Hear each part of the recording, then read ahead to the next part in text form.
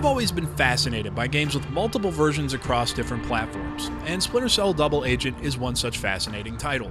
It was the follow-up to Splinter Cell Chaos Theory, a game that is still widely considered one of the greatest stealth games of all time, so it had a high bar to overcome.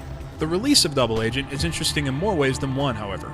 In addition to being the follow-up to the most successful entry in the series at that time, it was also the series' first outing on an entirely new generation of consoles. The original games were primarily developed around the Xbox, the most powerful console of the previous generation. This would be its opportunity to use the new tech of the Xbox 360 and PlayStation 3 to bring the series to new heights, or so we thought. Instead, Splinter Cell's next-gen debut ultimately disappointed many fans. Gone were things like meters that let you know whether enemies could see or hear your every move. Now you just sort of had to hope they didn't. Every action in the game now had a large, context-sensitive menu that appeared. Not bad things really, but these changes indicated the game was going for more of an action movie feel than that of previous games. Indeed, it was strange seeing these changes just a year after Chaos Theory's release. In the years since, the franchise has taken an even more action-oriented turn. Splinter Cell Conviction was basically a Jason Bourne simulator, and that particular game left fans clamoring for the series to return to its stealthier roots.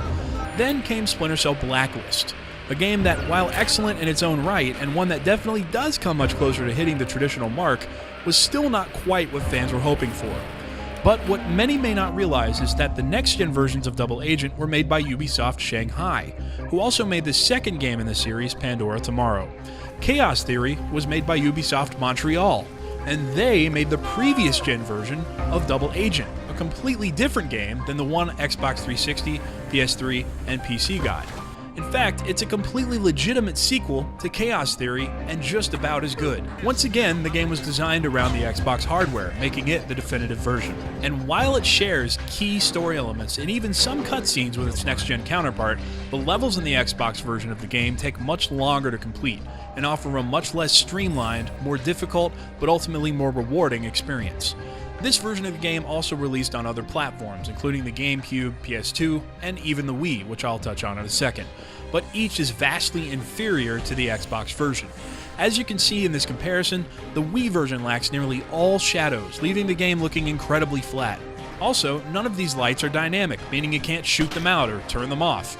And since things are always so bright, you practically never need to use your night vision. I'd also like to mention the complete cluster that is the Wii version's controls. Without analog sticks that click, or enough buttons in general, the team that ported the game had to get creative.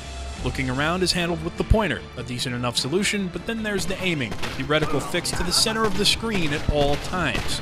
Need to hug a wall? Well, normally you just click the left analog stick, but since you can't do that here, how about you twist the nunchuck instead? Seems like a natural solution. It's still hilarious to see the lengths some publishers went to when trying to cash in on the early success of the Wii, but that's a subject for a different video entirely. In conclusion, I just wanted to point out that if you're one of those people who have been begging for the Splinter Cell franchise to return to its Chaos Theory glory days, you may be in luck. The version of Double Agent that got the most publicity because it was something new and shiny may have caused you to overlook one of the finest entries in the series. Double Agent for the original Xbox is a fine follow-up, made by a team at the peak of its game, and nothing Ubisoft has released in the years since has really scratched that stealthy itch in the same way. If you have the hardware, I urge you to seek this one out. It's cheap and definitely worth your time. Thanks for watching. If you liked this video, please hit like and subscribe because there will be many more like it to come in the near future.